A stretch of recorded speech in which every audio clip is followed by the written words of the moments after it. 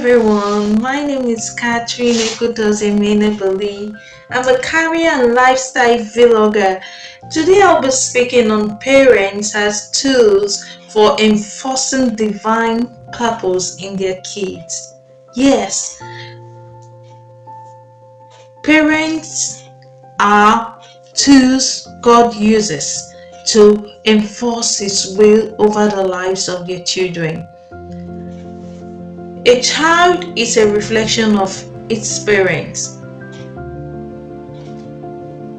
Whatever a child would eventually become as an adult to a large extent depends on how much its parents had invested in godly parenting during the upbringing process of that child.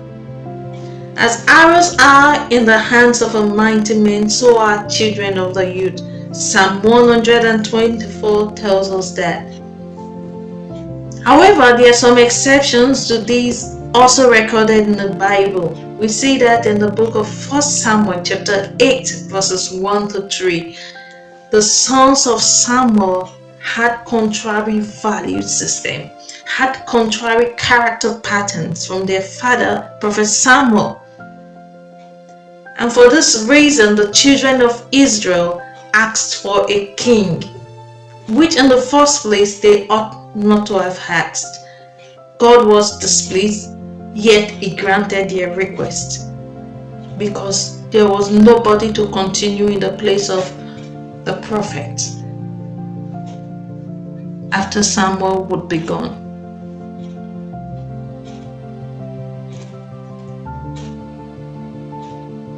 Did God chide Samuel?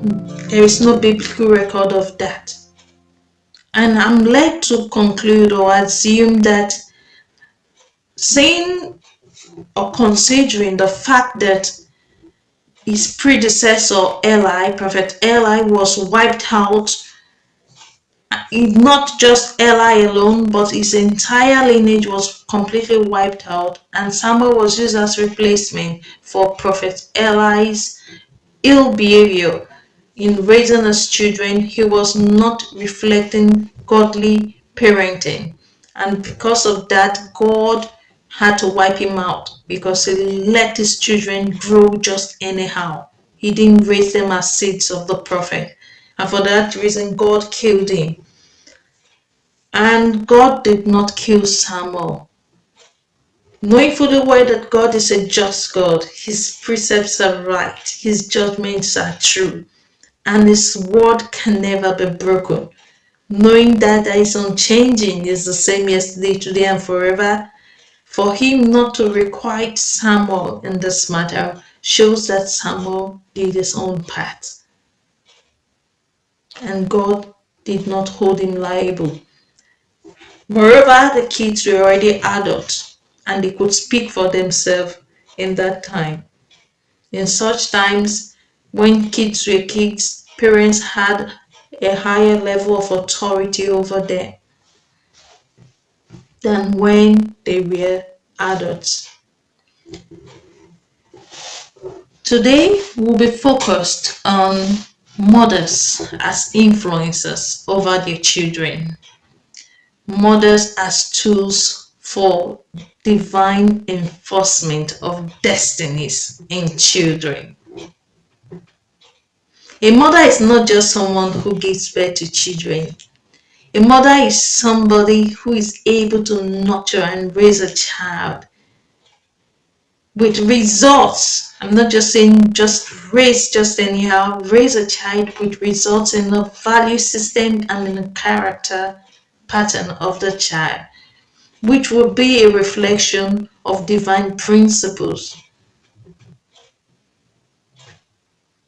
This is a mother. A mother is someone who is able to raise self-capacity in the child, to bring out the best in the child, to be able to guide the child towards realizing the purpose for which God brought that child to her. So we have women who have wombs who can give birth, but you see, mothers are rare. A mother is one who is able to sacrifice her time to raise up a child.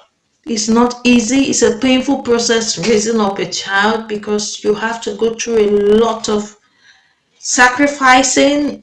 You have to go through a lot of discomfort. You even have to go through sometimes pain. But the rewards cannot be measured. They're immeasurable. A woman is someone who God made for man.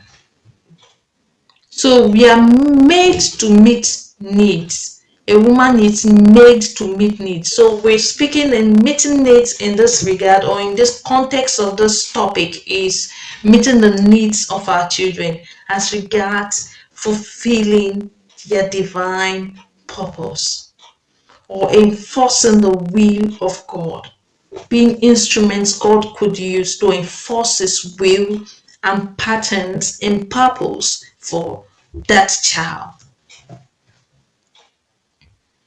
Mothers have a high degree of influence over their children as a result of the placenta connection while the kids were in the womb.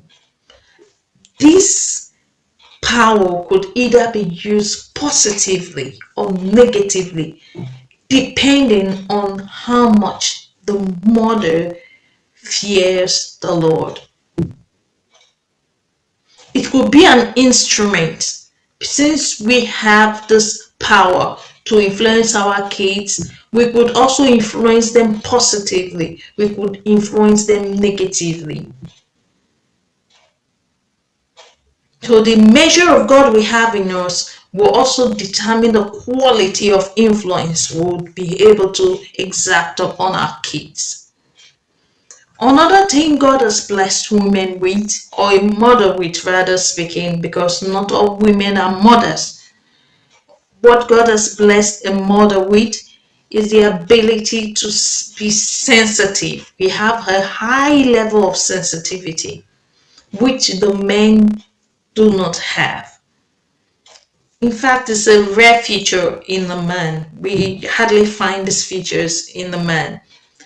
For a woman who fears God or who walks with the Lord, this gift is further exercised in the supernatural dimension for promptness, for exactness, and for timeliness in the execution of divine plan of the Lord for the life of our child.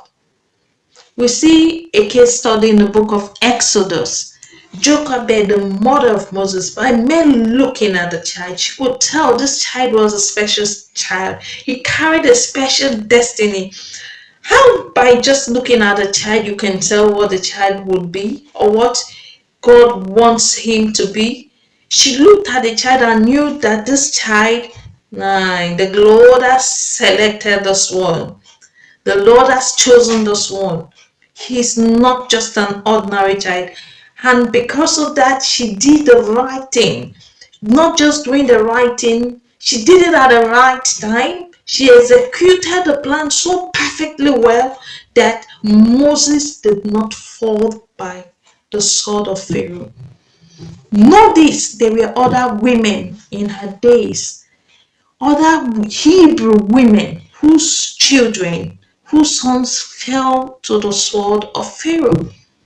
But hers did not fall because she was sensitive. In the spirit, she knew when to act and when not to act. She carried out her plan perfectly, and her plans and her actions fitted actually with the plan of God, divine timing and direction.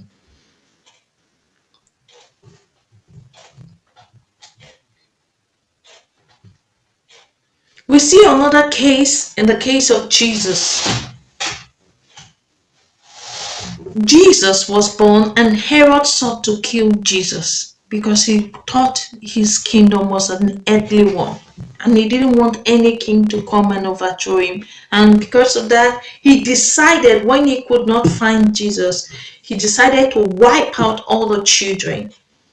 But before he could carry out his plan, an angel appeared. It takes someone who is sensitive to see an angel and detect it's an angel, or to be able to even see the angel, because these beings are spirits. And they heeded to the message from the angel and ran to Egypt. But still there was somebody called Rachel. The Bible records the voice of Rachel could be heard wailing in Ramah because her children were not. Her children were killed. All her children were killed. Rachel lacked sensitivity. There are Rachels in this generation. This message is for Rachels to stop being Rachels. Arise from being Rachels.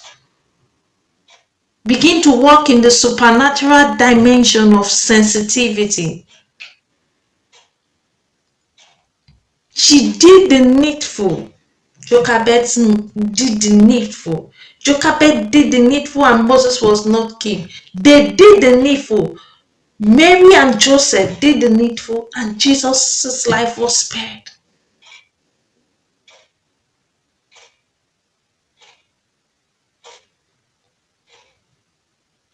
If values, if character patterns, if self-capacity are all our children have when they're all grown up, then why do we spend so much time investing on temporary things? I'm not saying they're bad. Taking your children shopping, playing video games with them, dancing, whatever stuff, nice stuff you do for your kids. But this should not be used to replace godly parenting. We are custodians of those children. They are on loan to us. The Lord is the owner of those kids. We are going to account for everything we do or did with our children. The Lord will require it from our hands because He guards jealously over the destinies of children. May we not be instruments as mothers that the devil will use to pull down our children. For a mother to effectively enforce divine timing, divine principles, divine character patterns, divine purpose in the lives of her children, for a mother to be an instrument God will use, she has to be physically present in the life of that child. I'm not saying maybe you have to go on a trip maybe for a few weeks. I'm not saying that's wrong. But I'm saying all the time leaving your children for 5 years, 6 years, 7 years, 8, 10, 11, 15. So you have just been a correspondence mother via correspondence with your child. That's not what the Lord requires from us as mothers. I'm not talking of mothers who are dilapidated, they're on bed, they are bedridden. I'm not talking about that. I'm talking about you are here, you are healthy. You cannot be a correspondent mom. You can't afford. This generation would not pardon you. You're making a mistake. Please retrieve your footsteps if you are a correspondence mother. Nobody will do that job for you. God has equipped you with what it takes to raise that child. That is why He gave you that child.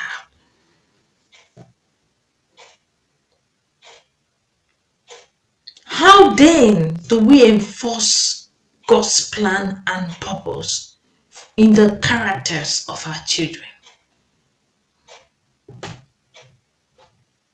Number one, allow your children take credit for their rights and wrongs. Praise them when they do good. Rebuke them when they do wrong. Allow them to clean up their mess. Stop apologizing on behalf of your children. Allow them eat the humble pie. When they ate the humble pie, they would never repeat it again. It takes a wise child to know he or she needs to avoid every form of embarrassment in apologizing, always going to beg other people for mercy because you have offended them. It will teach them to act right at all times because they know they don't want to be at the wrong side of the law.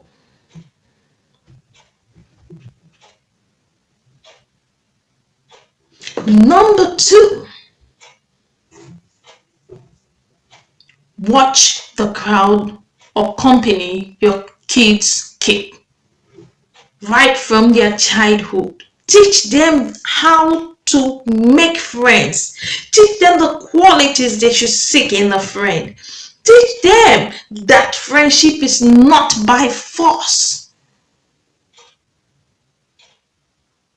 Teach them they can love everybody, but they cannot be friends with everybody. Teach them not to look for acceptance in the wrong places because they are already accepted by God. If need be, stop your children from associating with another child by going to their parents directly and reporting and asking their parents to make their child stay away from your child. It is no sin. You have done according to the word of the Lord. The Bible says, he that makes a friend with a fool will become a fool. He that makes a friend with a wise man will become wiser. It also says, evil communication corrupts good manners. You're doing that, you are stopping people from corrupting the destinies of your children. Number three, lead your child to Jesus early. Bring Jesus to your child before the world brings the devil to your child. It makes your parenting quite easier when your children are sold out to Jesus from their childhood days. You tell me, will they understand? Yes, they can understand. It's just a simple message. John 3:16, for God so loved the world that he gave his only begotten Son, that whosoever believes on him will never perish but have everlasting life.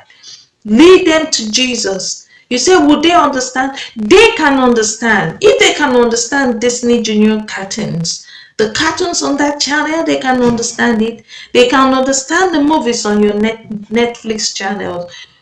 Why do you think that they would not be able to understand the message of the cross? Make it simple. Make it real. Make it to the level of their understanding. Give them audio visuals that have to do with the message of the cross. Thankful, our accolades in the contemporary world, they have made a lot of videos for children to use. You have a lot of them. We have a lot of them for kids. We have Superbook.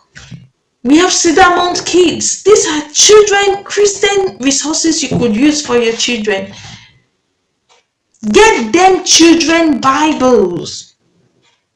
It's written in simple language that a child can comprehend.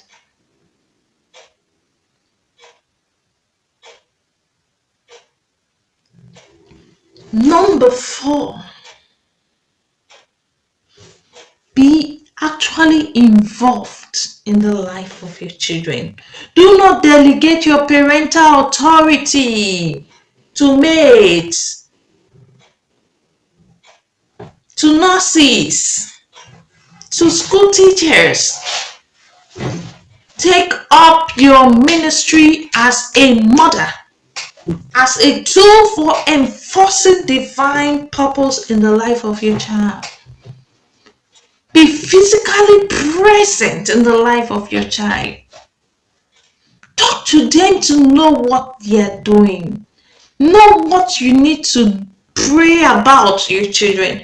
Many mothers could actually be praying for the wrong things and yet complaining they are not seeing results because you are praying based on what you think. You are praying amiss. Perhaps maybe that's not the need of the child. What you are praying about that child, the root cause you have yet to discover because you are not part of that child's life. You are just there. You are physically present, but you are not present. You are physically present, but you are not available to your child. Number 5, make it a duty to pray over the life of your child. Anoint them, speak over them, prophesy what you want them to be.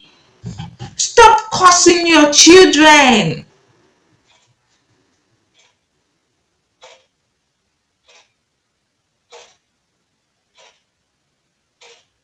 Let no corrupt word proceed out of your mouth, because as Adam called all the animals, so they were.